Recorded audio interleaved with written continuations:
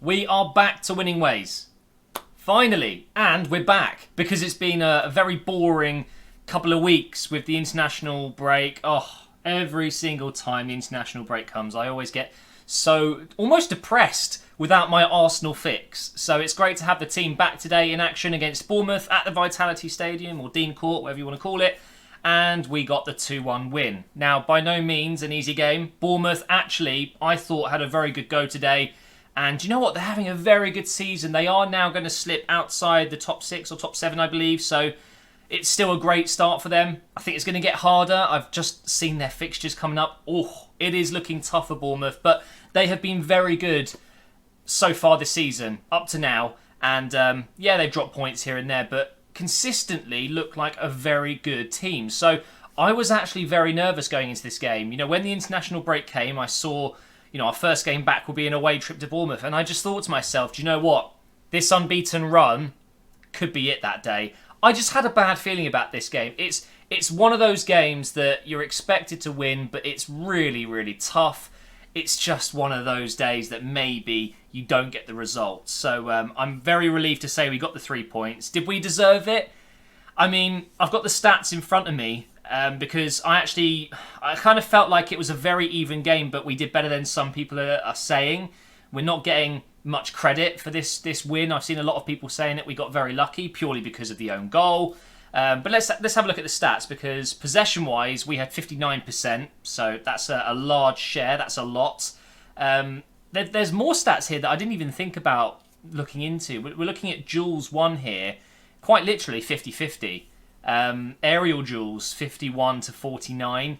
Let's have a look at corners. So we had 8 corners today compared to Bournemouth's 5. So again, that shows we were in their defensive third a lot of this game and winning corners, but they did too. Of course, we scored 2 goals. 20 shots it took for us to get those 2 goals. It took them 11 shots to get 1 goal.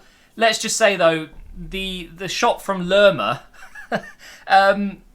I'm calling it a shot because if a striker scored that type of goal, it was an own goal, of course, but if a striker did that, we would be saying that is one of the best goals we've seen today. That is one of the best goals of the weekend. What a finish by Lerma. So I guess you could say one of those goals didn't come from one of our shots. But it does go to show how clinical we are in front of goal. It's not looking great statistically. We actually only had a shot accuracy of 20%, of course. So not very good indeed. Shots inside the box. This is a key stat. 11 we had. 5 to Bournemouth there. And shots outside the box, we had 9 and they had 6. In defence, let's have a look at defensive stats. This is always interesting because people don't really look into it so much, but we've made similar amounts of tackles, 18 for Arsenal, 15 for Bournemouth, but 77% of those tackles were successful for Arsenal. Less than half were for Bournemouth, 45%. Let's have a look at this as well. Oh wow, they had a lot of interceptions, 13, we only had 7. But looking into the passing, because this is where I think we did dominate this game, but it didn't look like it. It looked like one of those games where we kind of got away with it. So in total, we had 574 passes compared to their 394. Only 9%, well, I should say 10%. It's 9.9% of those were long passes for us. They used 15% of their passes, lofting them into the air, trying to find their striker. Our pass accuracy was 80%. Our own half accuracy was 90%, which is really good to see. We're keeping the ball nicely. You know, we're trying to play it out from the back this year. This is something that's not new to Arsenal, but certainly since Emery's come in, we've focused primarily on passing it out from the back. And of course, you need very good accuracy to do that successfully. So we seem to be doing quite well there. Now, one stat that has absolutely broken my mind here is that there was a total of 44 crosses today. 22 for Bournemouth, 22 for Arsenal. And surprisingly, only 13% of our crosses were actually successful, which isn't a very good stat. And I think that's where Kolasinac and Bellerin do need to improve slightly. But how can you say that about Kolasinac in a game where he's got 2 assists? He assisted both goals today. So those are the stats. I think it goes to show that you can win a game comfortably, but it doesn't look like it. I think that is exactly what happened today. We were actually quite comfortable in this match. I think the first 20, 30 minutes or so, Bournemouth did look very dangerous, but we did contain it somewhat. It didn't look like we were we were going to concede 3 or 4 goals today. Maybe the odd goal. It's not like we were throwing the ball away in our own half all the time like we used to and making massive mistakes defensively. We were containing them, but there were moments where, you see Socrates back in the team, looked a little bit dodgy in places today. I thought Holding was brilliant once again, though. I thought he had a good game. And Mustafi, similar to Socrates, just didn't quite look very solid today. But Kolasinac, I thought, had a very good game, more so attacking. Bellerin, I thought, was pretty decent today. But my man of the match goes to Torreira. I mean, he did come off towards the end of the game, and you could see a difference straight away. It looked as if we were missing a player. It honestly does. It reminds me of when Leicester won the league, and lots of players on the Leicester team were like, Kante's 2. He's 2 players. Without him, we're down a man. So Torreira, he does everything so well. This is why I love the guy. At times, he was getting forward today. He actually hit the post with a very decent strike on the edge of the box. Really sad to see that bounce off the post. I would have loved him to score today. He deserves a goal. I'm hoping it comes soon. But more importantly, it's the interceptions. And it's not just the interceptions themselves. It's the way he does it. It's always when a ball is coming towards the opposition and he quite literally bombs forward. He runs forward and jumps in front. And if it's not like that, it's the way he gets back and sticks a leg into a challenge. And he gets away with it so many times without causing a foul, getting a yellow card, getting down injured. He's just brilliant at winning the ball back. And that is what we've been missing for so long.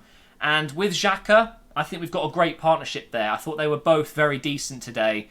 I thought Iwobi had a very good game as well. Some great passing moves. I thought there was a few occasions where he held onto the ball a little bit too much, especially in the box. There was an occasion where he got the ball in a good area, could have probably got a shot away, and it would have been potentially a goal if he got it on target, but instead tried to ride a few challenges, do a few little tricks here and there, nice bit of dribbling, which, sure, if you pull it off and score, good job, but he didn't. And you got to be asking yourself, should you be shooting in that situation? I think a lot of people would have. But Iwobi's been in good form this year. He continues to show how much he's improved. I thought Aubameyang didn't have a particularly great game. He seemed not to get involved too much, especially in the first half. But of course, as all great strikers do, popped up with a goal in the second half and got us the 3 points. Aubameyang's a funny guy because he gives a lot to the team. I think not only does he bring goals, he brings a lot of pace up front. The pressing he does is very handy. At times, he will just run at the defenders and they don't have time to think. They just have to clear the ball.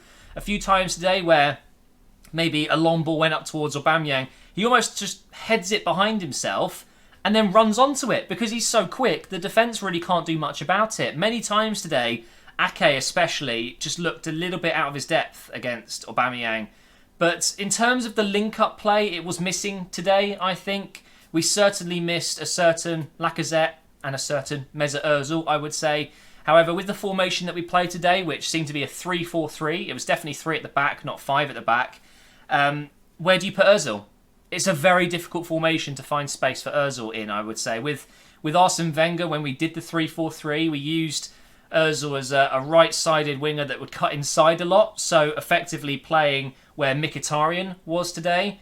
And I'm not so sure that's Ozil's best position. We saw against Leicester, for example, the last time we won in the Premier League, by the way, we've drawn since then.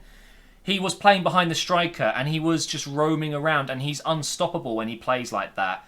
Today, he wouldn't have been able to do that, so I kind of understand why he was dropped.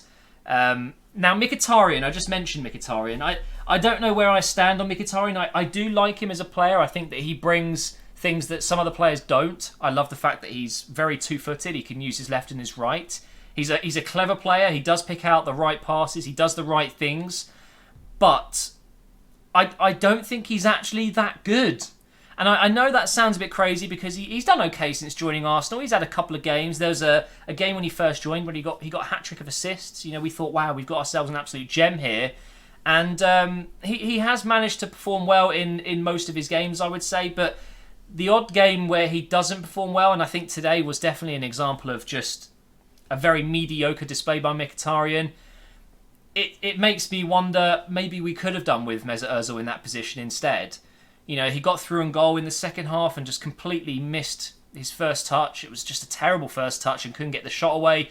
In the first half, within the first 10 minutes, he lost the ball twice, I think I counted, where a simple pass would have been the better choice, and he's just tried to do a cheeky flick or whatever, and it's just not ended up well. He doesn't offer much defensively, and when he hasn't got the ball, he doesn't seem to run much. I don't know if it's just me. Maybe I'm being a bit harsh on the guy, because I would have liked to seen Ozil today. Ozil's the main man, come on. But he just doesn't seem to be in space. He doesn't seem to make those runs that we need him to make.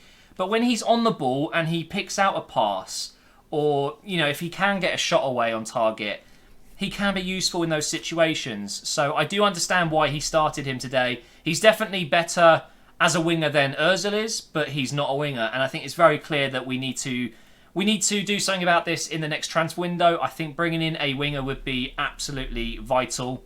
Talks of Ousmane Dembele, which I do not believe. I will not believe that rumour until I see him wearing the Arsenal shirt. People saying, you know, he's best friends with Aubameyang, that he, of course, was scouted by Mislintat and he's now at Arsenal, that he's a big fan of Arsenal Football Club in general and he would get game time. I get it. There's a lot of, okay, it kind of makes sense, but the very fundamental issue here is the money. Do you know how much they spent on Dembele, Barcelona? I think it was 120 million euros. There's no way Arsenal are going to come close to 100 million to buy Ousmane Dembele, and I wouldn't want us spending that kind of money when we've got a potential world-class talent in Reiss Nelson, out on loan at Hoffenheim, doing great things in the Bundesliga. Bringing in someone like Ousmane Dembele, while he's a great player, potential world-class player, one of the best players in the world in the future maybe, you're hampering a great prospect in Reiss Nelson, a homegrown talent, an Englishman. Maybe they can play on different sides, but I don't know how I feel about Ousmane Dembele at this point. He's got an attitude issue, it seems, at Barcelona. Didn't go down well at Dortmund as well when he wanted to force his move out. But sometimes you just have to bite the bullet and bring in the best players you can, because we want to win trophies, right? So, although I didn't talk too much about the game itself today, I'm pleased to say it was a 2-1 win and that we come away with the 3 points. But most importantly, football is back and we can all enjoy watching the beautiful game again. I really have missed it. This was the worst international break in a long time for me. Not because the games were bad. I enjoyed watching England, for example, but it just felt like a lifetime. It feels like weeks since we played against Wolves. But thank you for watching this video. If you've enjoyed my thoughts and insight onto the game or into the team in general, then please do leave a like rating. Make sure you subscribe as well, guys. And I will see you for the next Arsenal game soon.